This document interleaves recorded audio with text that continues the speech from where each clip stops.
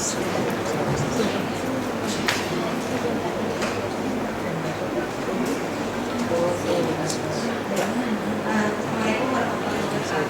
Terima kasih atas kesempatan yang telah diberikan. Jadi seperti tadi telah disampaikan, saya Ima melakukan penelitian S3 saya di FTH Zurich ya sampai dengan DT dengan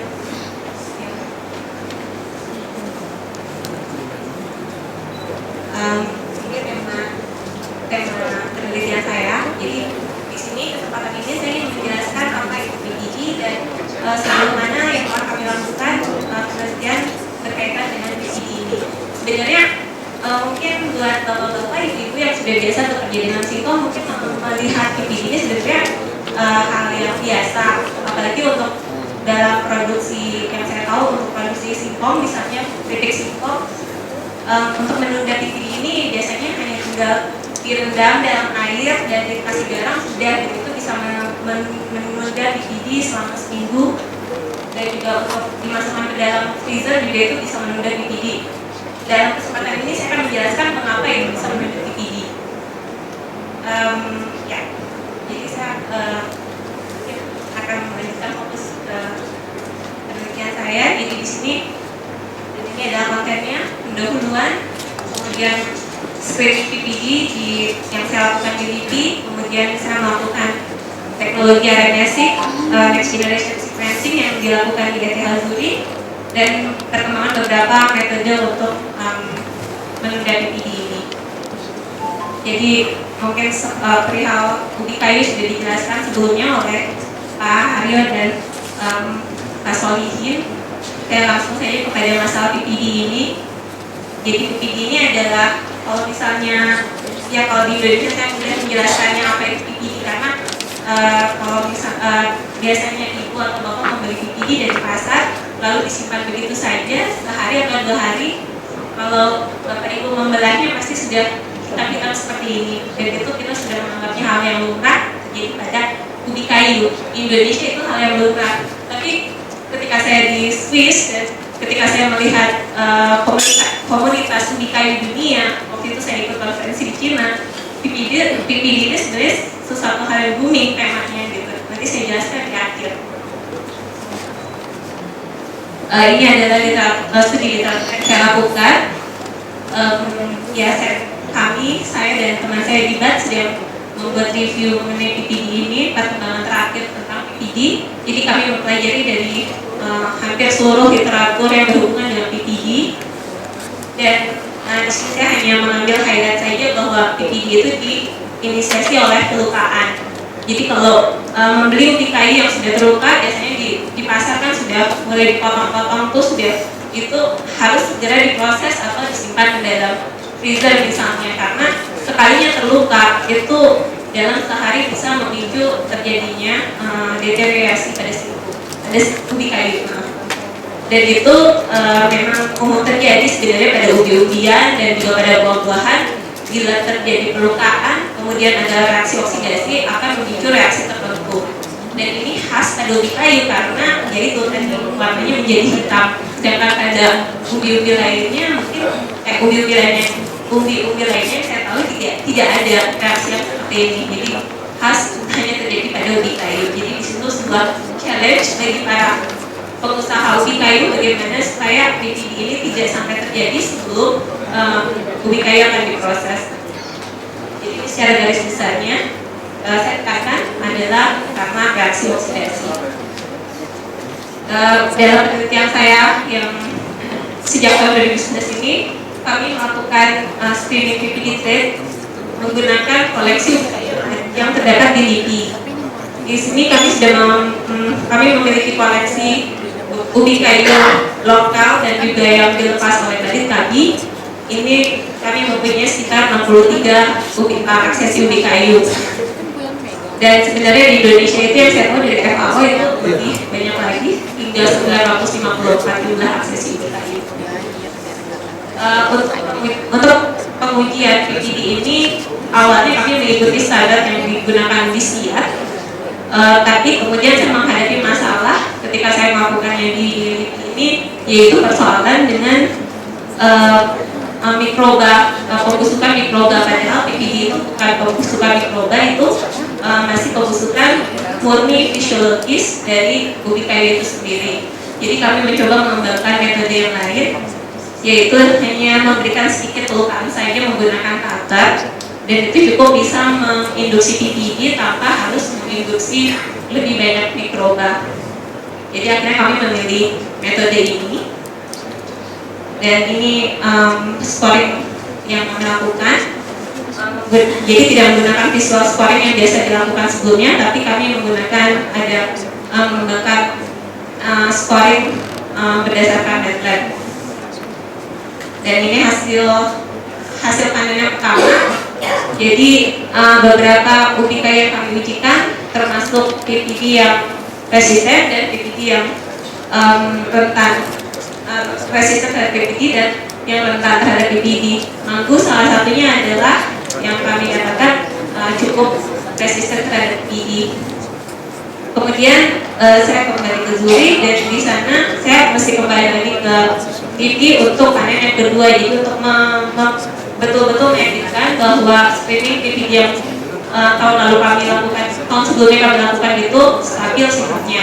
Lalu kami lakukan uji PPD lagi, dan akhirnya kami memutuskan untuk memilih genotipe Apui dan Batu Raja untuk dibandingkan. Jadi idenya itu adalah Batu Raja itu rentan terhadap PPD, Apui itu resisten terhadap PPD. Kemudian kami analisis transkriptomiknya, jadi kami hanya mengisolasi areanya saja. Lalu kita melakukan uji PPD dalam jam ke-0, 6 jam sesudah panen dan 4 hari sesudah panen. Lalu kami bandingkan apa yang terjadi pada RNA di singkong yang di ubi kayu yang tahan PPD dan RNA yang di ubi kayu yang rentan terhadap PPD. Ini adalah pengujian quality control yang umum kita lakukan untuk setelah melakukan area basic, yaitu Harriet membuat tree dan juga ada PCA. Namun saya hanya menunjukkan tree-nya saja untuk menunjukkan bahwa kami menggunakan 3 biological replicate dan mereka membentuk cluster pada masing-masing, sehingga menunjukkan bahwa hasil kami cukup konvincing. Dan ini adalah saya menunjukkan overrepresented biological process, karena sesudah quality control kita melakukan geoanalisis dan di sini saya hanya ingin menekankan mungkin kurang terlihat, mohon maaf. Ini ada bahwa ada irisan antara Batu Raja dan Apui. Keduanya itu mengeluarkan respon terhadap luka walaupun pada 6 jam sesudah panen. Jadi bayangkan, Apui itu masih putih, Batu Raja masih putih, dan dua-duanya memberikan respon terhadap luka. Namun pada hari keempat sesudah panen, keduanya menunjukkan yang satu PPD, yang satu masih resisten terhadap PPD. Itu yang ingin kami pahami. Jadi saya di sini juga menekankan respon terhadap luka itu ketika diakui pada hari keempat sudah tidak ada lagi respon terhadap luka. Jadi ini hanya asumsi awal kami dari hasil penelitian ini bahwa kehilangan respon terhadap luka dapat memberikan resisten terhadap PPD. Jadi intinya sebenarnya sederhana, cukup hindarkan ubi kayu dari luka. Jadi kalau bisa kita panen betul-betul panen tanpa luka, dan itu saya tahu sangat tidak mungkin.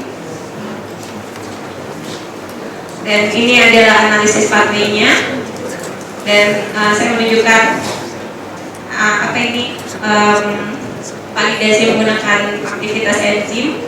Jadi di sini menunjukkan bahwa mungkin sulitnya menjelaskannya, tapi pada hari di Batu Raja yang rentan terhadap PPD itu ada beberapa enzim yang upregulasi atau meningkat ekspresinya, sedangkan di Apui itu tidak meningkat. Itu hasil RNA-nya, dan saya sudah validasi menggunakan aktivitas enzim, dan seperti halnya di glutathione peroxidase dan glutathione transferase itu memang meningkat hanya di Batu Raja tapi tidak di Apui. Jadi sebuah pertanyaan yang tadi yang saya sebutkan glutathione peroxidase dan glutathione transferase itu adalah enzim yang sebenarnya dapat menunda oksidasi. Nah pertanyaannya, kenapa dengan peningkatan enzim-enzim atau yang biasa dikenal sebagai cross-skipping enzim atau enzim yang biasa menanggulangi yang menunda, yang menghambat oksidasi ini meningkat, kenapa bisa menyebabkan di PPD di batu raja yang rentan terhadap PPD. Jadi di sini ini juga masih berasumsi bahwa penetrasi oksigen di aqua yang tahan PPD itu O2-nya lebih tertahan dibandingkan dengan yang di batu raja. Dan kami mencari tahu mengapa dan memperoleh hal yang menarik di sini, yaitu ada regulasi biosintesis Putin Substrate Complex yang hanya saya tunjukkan di sini yang merah ini adalah overekspresi di aqua yang rentan, yang tahan terhadap PPD. Jadi kenaikan ekspresi yang bersangkutan dengan biosintesis Putin Substrate Complex ini, misalnya ini hanya terjadi di genotipe yang tahan terhadap PPD tetapi tidak terreduksi di genotipe yang rentan terhadap PPD. Jadi ini buat saya ini menarik. Mengapa? Karena kami melanjutkan berikutnya percobaan filterisasi. Mungkin kalau di Ubi sudah dikenal sebagai curing, di ubi kayu juga sudah dikenal sebagai curing. Nanti mungkin Bu Endang akan membahas lebih lanjut mengenai curing ini. Jadi kami melakukan validasi bahwa memang benar filterisasi bisa juga dilakukan di ubi kayu, namun perlu kondisi khusus suhu dan kelembaban yang relatif tinggi. Di sini kami mencoba dengan mengetahui bahwa subverisasi bisa terjadi pada ubi kayu dan dapat menunda PPD. Kami mempelajari dari literatur ada beberapa molekul yang bisa menunda, yang bisa memicu ini, dan kami cobakan pada ubi kayu, dan ini kami menyebutkan molekul 1, 2, 3, dan 4. Sebenarnya ya saya bisa bilang itu fitohormon atau antioksidan, namun belum bisa saya rilis di sini. Jadi ada satu molekul yang menjanjikan yang bisa menunda PPD.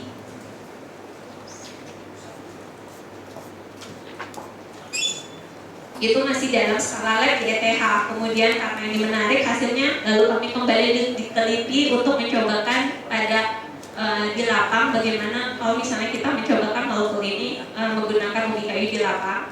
Dan saat itu saya kebetulan cukup beruntung menggunakan ubi kayu di lapang bisa menunjukkan bahwa molekul ini memang bisa menunda PPD.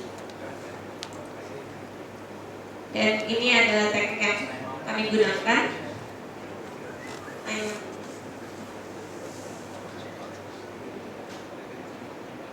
Jadi hanya seperti tadi, lalu kemudian di-spray menggunakan larutan molekul tadi. Saat ini kami masih bekerja mengenai hal ini.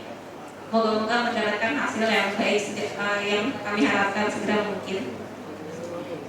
Dan kembali ke PPD secara umum, maaf sudah mungkin ada beberapa yang tidak familiar dengan kegiatan penelitian di lab. Jadi saya coba tadi secara umum. Ini adalah metode yang sudah dikembangkan di secara dunia maupun secara lokal untuk meningkatkan daya tahan terhadap PPD. Jadi ada pendekatan sebelum panen, yaitu biasanya dengan menunda panen hingga waktunya dibutuhkan bisa sampai 2 tahun. Jadi petani menunda dulu yang sampai sudah dipanen tidak langsung dijual, itu juga bisa menunda PPD. Kemudian dengan meningkatkan rasio gula dan pati melalui pruning atau pemangkasan. Jadi kita bisa menunda PPD itu dengan memangkas dulu batang singkong, biasanya 6 hari sebelum panen, baru 6 hari kemudian kita panen, dan itu juga bisa menunda PPD. Namun ubi kayunya mungkin jadi lebih manis dan artinya jadi berkurang. Dan pendekatan setelah panen itu bisa yang secara umum, yaitu dengan membungkus menggunakan parafin wax. Mungkin Bapak Ibu di sini yang sudah pernah ke luar negeri biasa menemukan ubi kayu di sana, biasanya sudah ditutup oleh parafin wax. Jadi juga dengan menggunakan inaktivasi enzim, misalnya menyimpannya di suhu yang rendah. Aplikasi oleh Maluku juga sebenarnya sudah dipublikasi baru-baru ini tahun 2016 menggunakan melatonin, tapi baru diujikan pada skala lab, belum pada skala lapang. Dan strategi untuk mencegah BPD menggunakan ampu, yaitu membawa pengolahan ubi kayu menggunakan mobil langsung ke lokasi panen. Jadi panennya, setelah panen itu petani tidak harus membawa hasil panennya ke pabrik, tapi pabrik yang mendekati petani itu juga bisa menunda BPD. Dan itu sudah dilakukan, dikembangkan di Belanda. Jadi mungkin buat kita, bagi saya itu BPD ini masalah sederhana, tapi sebenarnya yaitu mendapatkan perhatian yang istimewa dan juga pendekatan land breeding seperti yang tadi disampaikan oleh Pak Solihin dengan mengawinkan ubi kayu dengan Manihotla achyrae sudah dilakukan dan dipublikasi, dan menggunakan pendekatan transgenik juga sudah dipublikasi. Dari semua pendekatan ini sebenarnya harusnya sudah mendekati jawaban untuk menunda BPD ini.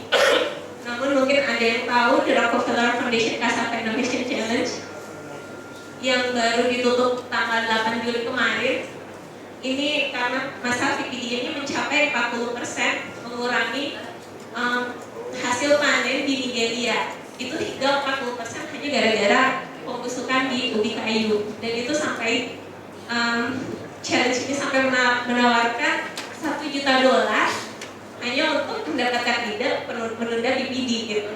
Buat saya ini menarik karena saya tadinya menganggap masalah biasa saja, tapi dengan orang berani $1 juta hanya untuk menunda BPD menjadi istimewa buat saya sendiri. Ini kesimpulannya.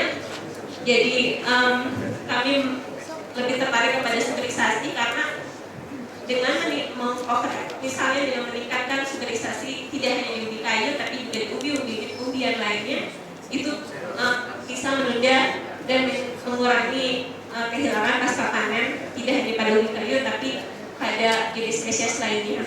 Dan untuk ini kami saat ini sedang hampir menyelesaikan ETH Sitmaningrat proyek ini di tahun 2016 dan juga sudah mengusahakan untuk mempropos beberapa ide kepada beberapa funding agency seperti DPCOL, BCFNDS secara internasional dan sebagainya.